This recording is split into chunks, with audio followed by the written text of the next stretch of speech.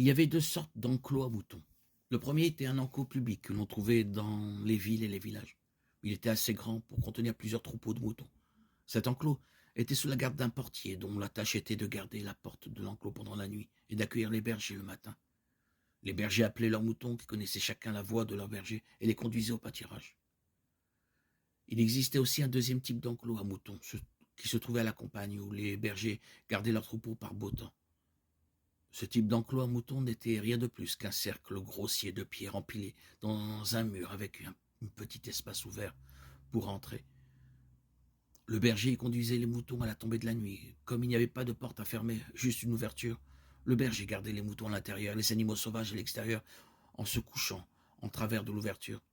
Il dormait là, devenant dans ce cas littéralement la porte des moutons. Dans ce contexte, Jésus nous dit qu'il n'est pas seulement le berger des brebis, mais aussi la porte des brebis.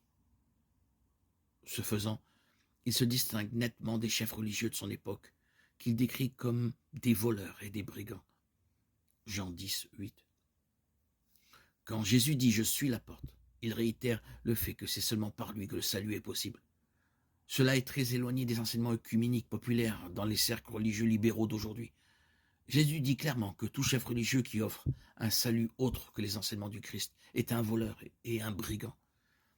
Celui qui croit à l'évangile et se répand de ses péchés est assuré d'être dans l'enclos et d'être entré par la porte. Hébreux 11, 6, Luc 13, 3.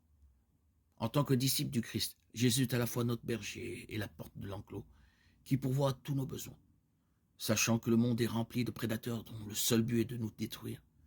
1 Pierre 5, 8. Nous sommes toujours sous sa protection.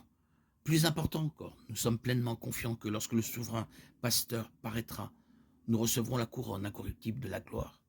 1 Pierre 5, 4.